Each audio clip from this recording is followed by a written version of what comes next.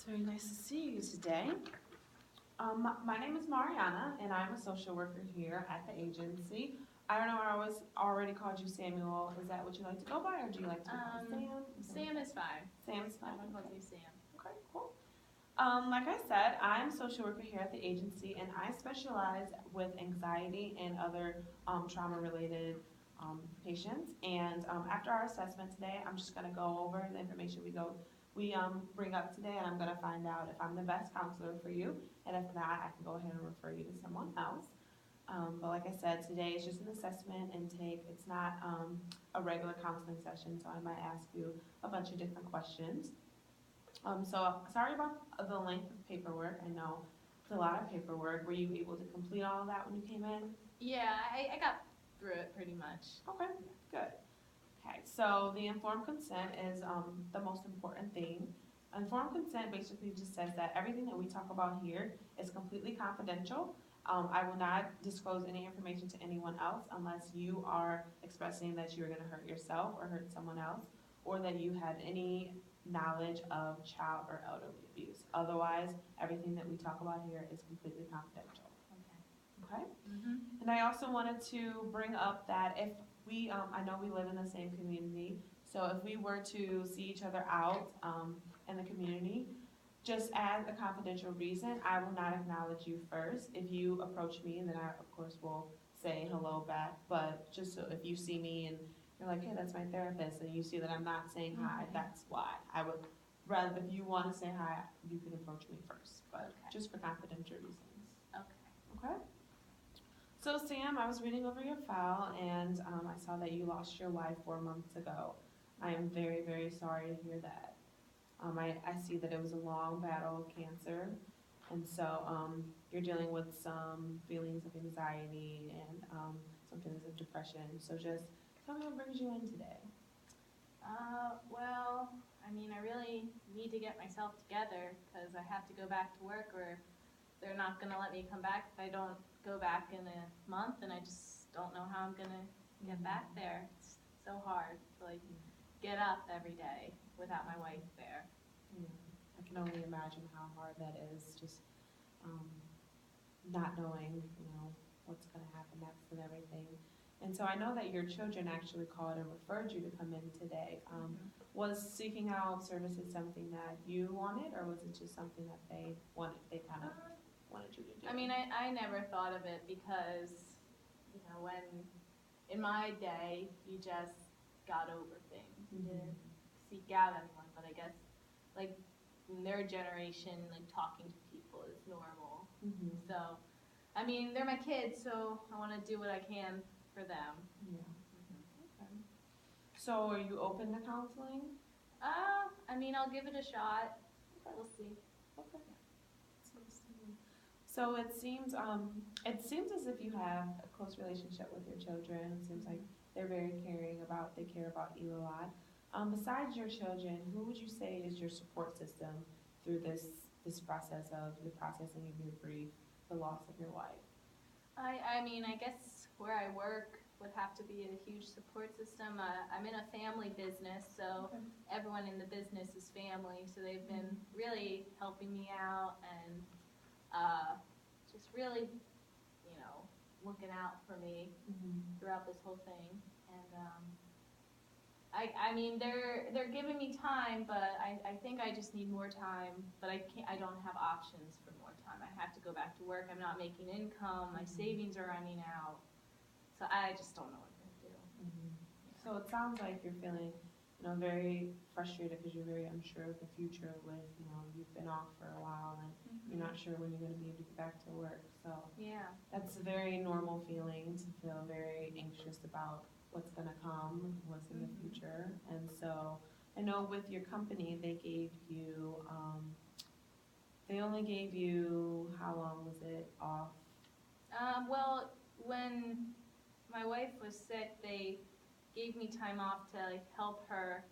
But then after she passed, I still had time off, and they gave me 4 months or so. But I have to be back in a month, and I don't know. It's just been rough. Yeah. It's been a hard 4 months. Yes, I can only imagine. And so you said your coworkers and your kids. Are there any other family members that you could consider a part of your support system? I mean, I don't really talk to many other people besides my family. A lot of my friends, you know, when you get older, you kind of stick with the people you know. And I've known my family my whole life, so that's what I have. Good. So it sounds like your family is very strong. Mhm. Good. Have you engaged in any type of support groups or anything like that since the passing of your wife? Or I since mean, she got sick? Not really, as I said before, when you're my age, you don't think about that kind of stuff. You face it on your own. So, I mean, I've never looked into support groups, and I don't know how I look into support groups because I don't use the internet, but my kids do. So maybe they could look for me, but I've never thought about it. I don't really want to talk to people about it, you know, in a big setting. Absolutely. Well, like I said before, we're gonna find you the perfect fit for you within the agency, the perfect counselor, social worker for you. And if group counseling is something that, you know, you would be willing to, it's something that we could revisit later. We do offer groups, support groups here, so something that we could, revisit later, but for now, we'll just stick to individual counseling and just getting you where to, you're at a point where you can express those feelings to other people. Okay. Okay? And do you have any religious beliefs or any spiritual beliefs? I go to church on Sundays with my family. Okay. Would you say that that's a good support system for you or a good coping mechanism? Yeah. I mean, I'm kind of family friends with the pastor, and also they've been very helpful with all the services we've had to have. So they've been helpful, but I just don't reach out to them much. Well, I only see them on Sundays. So it sounds like you're kind of hesitant to, you know, reach out for help, and you feel as if you should kind of just deal with things by yourself. Is that how you're just used to handling things? It's just dealing with all of your emotions by yourself without really going to anyone else? I mean, I used to talk to my wife all the time, but now I can't. I'm very sorry about that, but I'm glad that you are taking that first step to, you know, come out and seek services, and hopefully we can find that person that will be able to be there for you and be that outlet for you to express your feelings.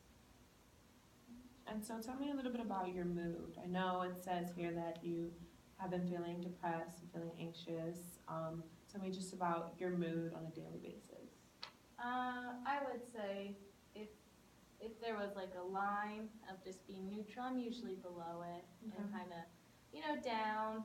I lost my wife, so what can you expect? But I think others think I should be like at the line or above it by now, but like I can't. I've been with her since I was 13. Absolutely. Yeah. That's very hard, you know, growing up with someone and living with someone for so long. Just could only imagine how hard it is to, you know, adjust to life without them. But that's kind of what we're here for, to just help you be able to work through this process, work through your grief, so that, you know, we can help you find purpose in your life again.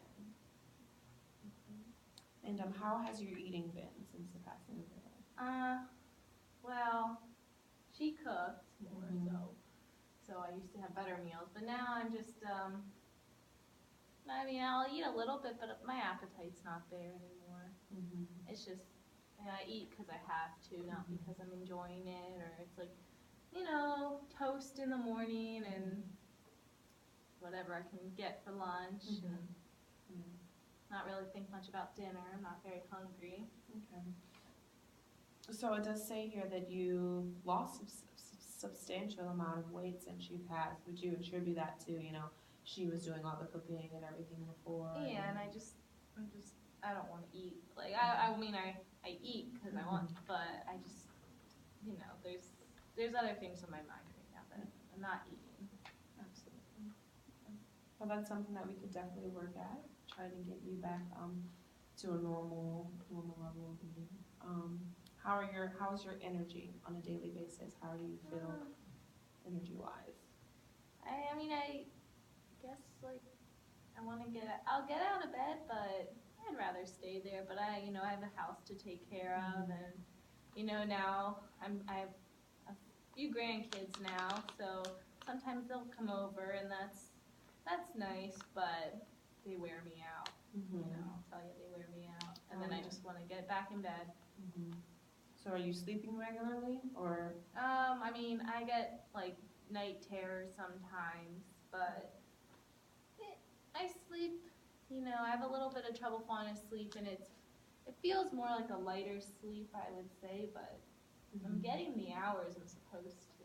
Like, the doctor says 8 hours, and I'm in bed for 8 hours. Okay. But just throughout that 8 hours, you don't really feel like you're getting like. Yeah, I mean, I still wake up tired, so. Okay. That's also something that we can definitely visit once I have you assigned to your permanent counselor and everything. Have you ever had any suicidal thoughts or any suicidal ideations since the passing of your wife? I guess no. But no, because I mean, I miss her, and I know we could be together in heaven, but I just have, my family here. I love them, so I just couldn't do that to them. I mean, I sometimes I just think like, what's worth living without her? But there are things here. And that is a very, very normal feeling of grief when you're grieving someone. And have you ever had any thoughts of just wanting to be with your wife, not necessarily wanting to die or wanting? I mean, every day I wish she was here. Yeah. And so that's also something very normal. Doesn't mean that you necessarily want to take your life, but just that you miss your wife so much that you just wish you could be with her. So that's a very normal feeling. Yeah. And if there were any other, if you ever had any thoughts of suicide or anything like that, this is a safe place to come and talk to. Like I said before, if there are any suicidal, if you were thinking about planning any actions of suicide, that is something that I would have to break our confidentiality. But if you ever just want to talk about it, or you're just having those feelings, it's something we can definitely talk about and work through with you. Okay. So do you have any preferences for treatment, a male or a female, or? No.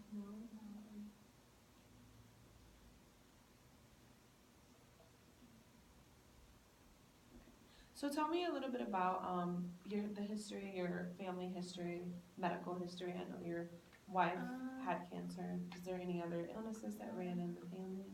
I mean, my family's getting older, so cancers are popping up, and just like old age things. My mom, she was always a little bit more down than I would say the normal mom. I mean, she'd come to our baseball games because she felt she had to, I think, my brother and I. But otherwise, she was a good mom, and then my dad always was working to support us, so, because my mom's a stay-at-home mom. So, I mean, I'd say it's pretty normal. There's just old age coming on for a lot of us now. So no real family history of mental illness or anything like that, besides mom maybe experiencing a little bit of depression? I think we're all pretty good. We're all normal. And do you have any medical issues or anything, any issues that we just know about? No, I don't think so. I'm just getting older, so I know like my hearing's going a little bit and my knees hurt, but nothing I would think is substantial. Okay. Well, as you said, with old age, we just want to make sure you're staying healthy. Do you see a primary care physician regularly? Yeah. Okay. Yeah, they're like right down the street, so if I ever have issues, I just go on over. Good. I'm glad about that. Okay. So, like I said before, I'm gonna assign you to a counselor that I think is gonna fit best for you, and they can kind of revisit some goals and everything that you guys want to work on, kind of see where you want to be, where